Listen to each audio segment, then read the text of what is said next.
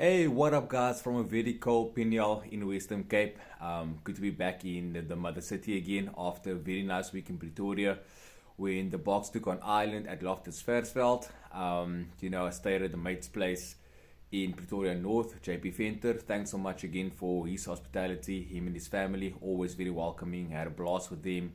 Great build up in the week as well. We had a bit of a pork spit the Friday evening. I was there from the Wednesday evening already. I was still doing some work, but I had an amazing time at my friend's place. But came Saturday was absolutely, yeah, it was mind blowing. We went to the stadium, all of us. We had a bit of a pre-braai and had a couple of drinks just to warm up. Although it wasn't cold at all during the day, it's very nice weather up there that time of year. And what an amazing experience at Loftus. By far, probably one of my favorite stadiums in the world. I haven't been to many. I've only been to a couple in South Africa, which is probably an unfair comparison. But the Bulls being my enemy team as a Stormers Western Province supporter. But Loftus is so special when it comes to games against the Springboks. I actually went up in sometime, I think it was in March or April this year when we played Western Province, or the Stormers played against the Bulls, and we lost on the day. But again, the experience was so amazing. But guys, this past weekend's game was just epic. The anthem, for those who watched it, it was something out of this world. I was literally standing there singing my lungs out. I didn't even notice that the audio went quiet and the singer stopped singing, and she was amazing at what she did. But it was very emotional. Like I said in a post I made on Facebook as well, that this series to me was quite personal. I was at the game in 2016 at Newlands when we lost to Ireland 26 points to 20, playing against 14 men after CJ Stander was sent off for high charge and Pat Lambie. And it was quite a bad loss for me. It was a supposed start of a new era, and it turned out to be quite a disappointing and frustrating, and to a point embarrassing era if you look at the scores we posted in that time period under Alistair Coetzee. Not to bash the man, but it wasn't a great time for Springbok rugby. But to get one over Ireland at Loftus in the fashion we did, I think we are obviously still very much finding ourselves on attack. Tony Brown is definitely doing some good things. We saw it against Wales as well in the last test we played before this one. And I do feel that there's a lot of work on. But if you look at what we are doing now, we are 2 from 2 in the new cycle, which is great. I think a good return would be a good 90% win ratio for the year, which is doable, but very much going to be difficult looking at the schedule ahead. I mean, we got the All Blacks now in late August and early September. In South Africa, in Australia, we have a very bad winning percentage, which we get them twice, and Argentina home and away. But just back to the test match again, the atmosphere was absolutely amazing. I met a couple of Irish supporters, and I can tell, and I've said this to many people before as well, I can tell you one thing, and that is that, your people who are the social media trolls and who doesn't actually, if I can put this in a very nice way, they don't actually care about the sport. They actually don't have the rugby values that many people have.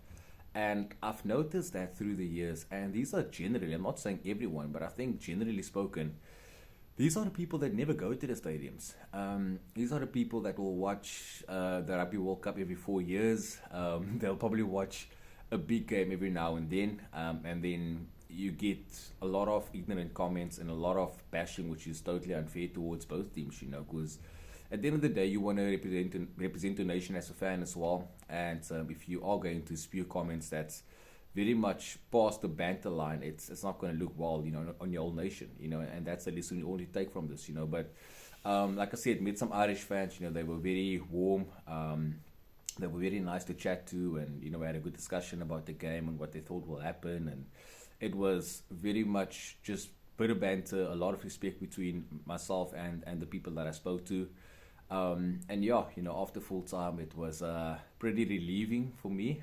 Like I said, 2016 test haunted me for quite some time. It's been 8 years now, so there was a sense of relief for me. And I think for the Springbok management as well and the players, because I think if you win a World Cup and you lost to Ireland in the pool phases or pool stages, I should say, you generally have this sort of feeling that as an Irish fan, I would think, we were still better than you guys because they beat us in the World Cup pool match, so quite a bit of relief. But also, I think the job is not done. We're going to have to be much better now this coming week in Durban, where things have gone a bit pear-shaped before for the Springboks. I think the last Aussie team that won there was in 2011, and they haven't won since. A lot of teams have gone there and beaten South Africa. I think Argentina 2015 before the World Cup. I'm not sure if it happened again. I'm speaking off the top of my head now, obviously, but Durban has been a bit of a place. It's not been the happiest hunting ground for the Springboks. And being at sea level, it could just fit the Irish. But in the same breath, I think the South Africa had a bit of time together now. They played a test match together. They won their test, which is more important. So there will be improvement on their side as well. But make no mistake, Ireland will come back with a vengeance, and I think they will come with a lot more battle hardenedness into this test match this coming weekend. So yeah, I'm looking forward to it. It should be a very good one. But yeah, just my thoughts on the match, the experience I had. Like I said, it was absolutely amazing, and I would most definitely love to do it again, taking another trip to go watch a test match like I normally do at least once a year. The next one for me will be in September at home. We play against the All Blacks the 7th of September, so I'm quite looking forward to that. A couple of mates are coming down for the test match. It's going to be a big one. Looking forward to that build-up. But yeah, guys, let me know what you thought about the match. If you think that South Africa made improvements in their game. There's been a lot of criticism in the sense of how we play, and we are boring, and we make the game slow, and a lot of it isn't backed up by the stats. That's the funny part. People watch it, they have an opinion.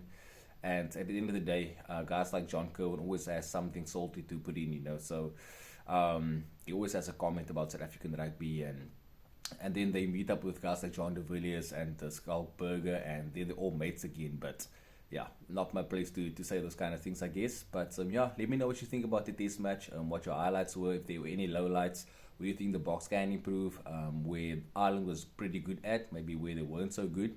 If I can add a comment to this, I think one of their star players actually cost him the match, for trying to do too much. Nothing wrong on his part for trying. I think James Lowe practically gave away 14 points. If you look at that try from Jason Colby, if he kept that ball in, or if the ball was in touch, then it would have been a bit of a different story. It would have been a line out to South Africa or to Ireland for that matter, I think. I need to watch the game again to make sure of my facts now, speaking under correction. But the same with the long kick. If you let the ball go, it would have been gone to the dead ball line, or maybe in touch and go, a scrum back, a 22 dropout, who knows, So I think they're going to be a bit more clinical on how they handle things, but I think we will as well. So yeah, looking forward to hear what you guys say, and yeah, we'll chat soon. Cheers.